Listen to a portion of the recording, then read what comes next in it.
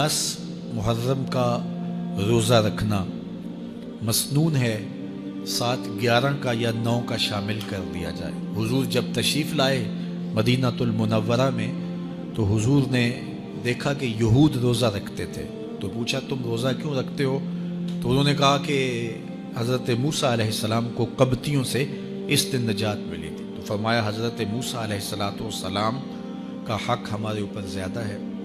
तो हुजूर ने रोज़ा रखा और फिर फरमाया कि अगले साल अल्लाह ने चाहा तो हम 7 एक रोज़ा और शामिल करेंगे ताकि उनसे मुशाबहत ना हो जाए। अददी मुशाबहत से भी बचने के लिए हुजूर ने कहा कि हम 2 रखेंगे। तो रोज़ा अगर आशूरे का रखना चाहें तो उसके लिए सुन्नत यह है कि 7 या 9 का शामिल करें या 11 का शामिल करें।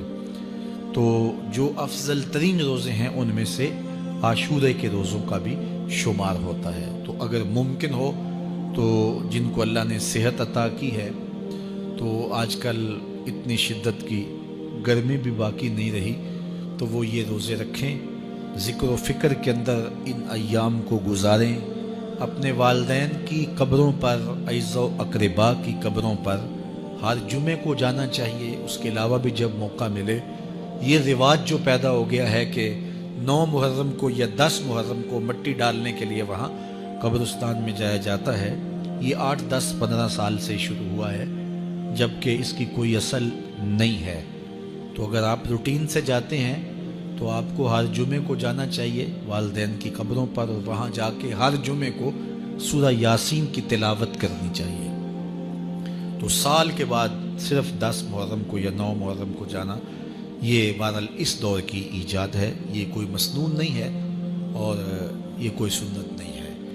तो रूटीन से अगर कोई जाने वाला है तो चला जाता है तो कोई हरज नहीं है। तो बाकी ये बड़े अशरफ अय्याम हैं, बाबरकत अय्याम हैं और इनको बहुत सारी निस्बतें हासिल हैं। हज़रत इमाम हुसैन रज़ियल्लाहु ताला अन्हु की शहादत के साथ यौम आशूर को निस्बत हासिल है, और इसके अलावा भी बहुत सारे आली मर्तबत जो है वो हस्तियों के विसाल का दिन भी है, और बहुत सारे वाक़यात इस दिन जो है वो रूह पज़ीर हुए हैं। तो ये इस लिहाज से बहुत ही बाबरकत और जो है वो मुबारक यौम है। तो इस दिन को ज़िक्र व फ़िक्र में, इबादत में बसर कीजिएगा और अपनी ज़िंदगी की एक एक साथ को अल्लाह और उसके रसूल के नाम पर लगा देने के जज्बों से सरशार होके ज़िंदगी गुजारिएगा। हज़रत इमाम पाक उन्होंने अपनी ज़िंदगी दीन के लिए कुर्बान कर दी।